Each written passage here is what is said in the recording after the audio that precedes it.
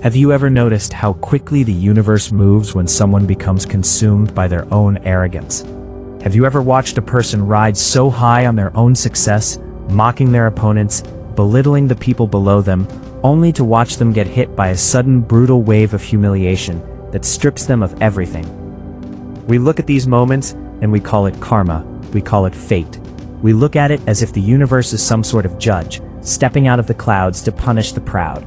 But the reality is far more fascinating. The humbling of an arrogant person is not an act of magic. It is an act of mathematics. It is a fundamental law of psychological mechanics. Arrogance is not a sign of strength. It is a neurological disease that creates massive blind spots in the human mind. The moment you believe you are untouchable, you unconsciously begin to build the very trap that will destroy you. Today we are going to look at the story of an elite defense attorney named Victor. Victor was a man who had never lost a case in 15 years. He didn't just defeat his opponents in the courtroom, he enjoyed destroying their dignity. But on the day he decided to publicly humiliate a quiet, uneducated old man, he unknowingly set off a chain reaction in the universe that would dismantle his entire life in less than 24 hours. Victor was a master of his craft, but his brilliance had mutated into a dark, suffocating pride.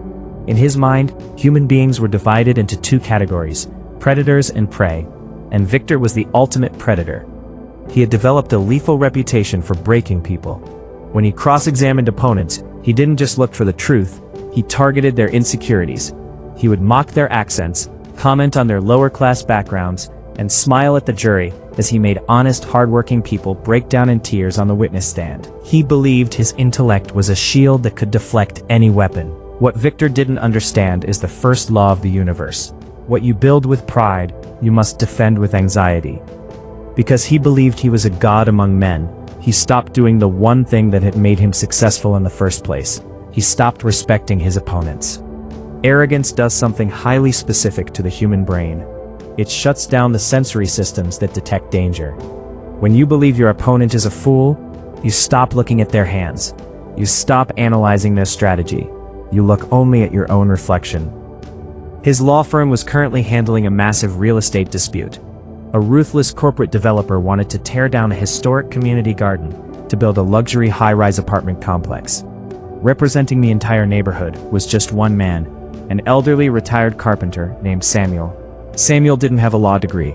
He wore faded flannel shirts, his speech was slow and deliberate, and his hands were permanently bent from decades of manual labor.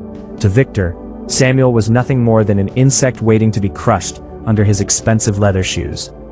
The day before the trial, a mandatory settlement meeting was called.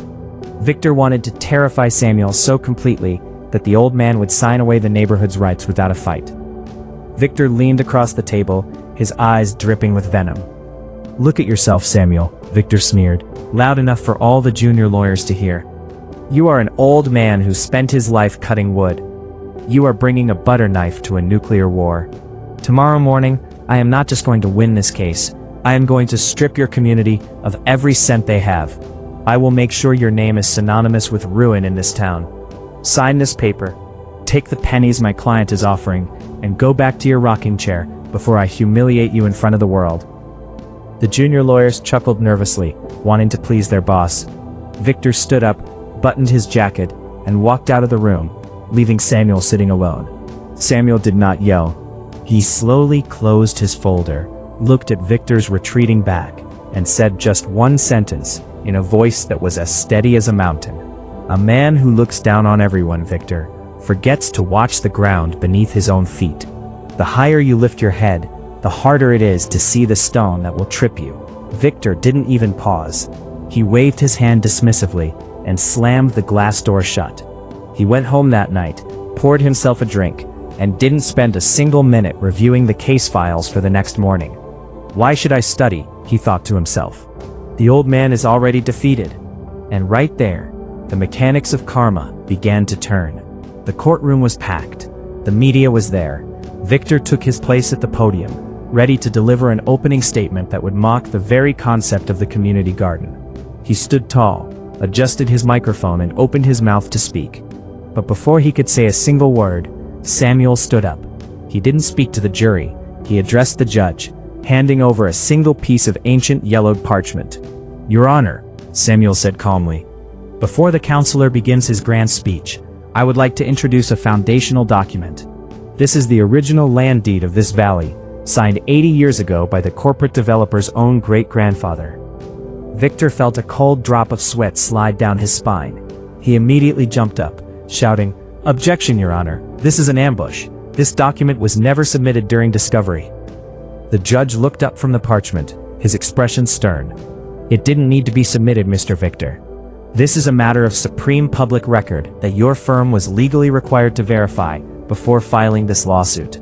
Had you or your team performed even a basic routine title search instead of relying on your arrogance, you would have seen this." The judge cleared his throat. "This deed explicitly states that this specific plot of land can never, under any legal circumstance, be used for commercial real estate. If the corporation attempts to build on it, all of their surrounding corporate assets are automatically forfeited to the city." The room fell into complete chaos. Because Victor had been so busy belittling Samuel, because he was so sure the old man was an ignorant amateur, he had committed the ultimate sin of an expert. He skipped the fundamentals. He had assumed his client's corporate paperwork was flawless. He had spent his nights visualizing his victory speech instead of checking the foundation of his case. The judge slammed his gavel down. "Case dismissed with prejudice. And furthermore, Mr. Victor, due to your gross negligence in filing a fraudulent lawsuit that threatens the financial stability of your own client, I am submitting a formal complaint to the Bar Association for immediate license review." In less than 10 minutes, Victor's 15-year unblemished record was destroyed. By the time he walked out of the courthouse, his phone was vibrating continuously. His wealthiest client was suing his firm for hundreds of millions of dollars in damages. His partners were already preparing to remove his name from the building. He had entered the courtroom as a giant. He left it as an absolute ruin. This is the exact mechanic of why the universe humbles the arrogant so quickly. Arrogance is a state of mind that operates on an unsustainable mathematical deficit. When you are humble, you are like a tree with deep roots. You respect the wind, you prepare for the winter, and you look closely at the soil. You keep your eyes open because you know you don't know everything. But when you are arrogant, you cut your own roots. You lift yourself so high into the air that the slightest shift in the atmosphere can tear you down. Arrogance causes you to overextend, to insult the people who could help you, and to ignore the small cracks in your own armor. The universe simply loves equilibrium. Whenever an individual attempts to place themselves above the natural order of things, whenever they believe they are immune to failure and look down on another human life, the systems of balance automatically activate. Your own pride becomes the blindfold that prevents you from seeing the coming blow. Your own mockery becomes the fuel that unites your opponents against you. Because the scales of karma are always weighing your soul. If you build your life on humility, the universe will sustain you through any storm. But if you build your life on the belittling of others, remember the law of the shattered shield. The higher your tower of pride, the louder your fall will be. If this story revealed a deeper truth about human nature to you, please share it with someone who needs to see it. Hit that like button, subscribe to join our growing community, and leave a comment below with the words, "I will walk with humility."